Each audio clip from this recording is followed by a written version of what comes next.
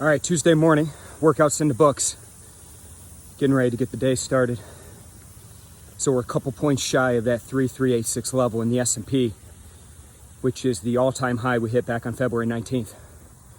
Looks like today might be the day that we breach it and we close above it. Again, it looks like today might be the day. Strong earnings out this morning from Walmart and Home Depot. They just absolutely crushed it. So we've got the markets trading higher in the pre-market hours. Europe was higher. Outside of that, not much going on in oil. Gold and silver, definitely some action there after a horrible week last week. Gold back above $2,000 an ounce. And then you look over at FX, and that dollar hovering right around 2-year lows. Euro's now up above 1.19. Dollar continues to get crushed. So we'll see what shakes out today. Democratic National Convention kicked off yesterday. We've still got stimulus talks that are out there.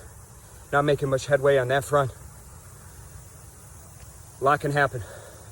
Hope everybody has a good one today. I'll check in with you again tomorrow. Check in with us on Facebook and Twitter. We'll keep you updated. Let's go out there and get some. All right, bye-bye.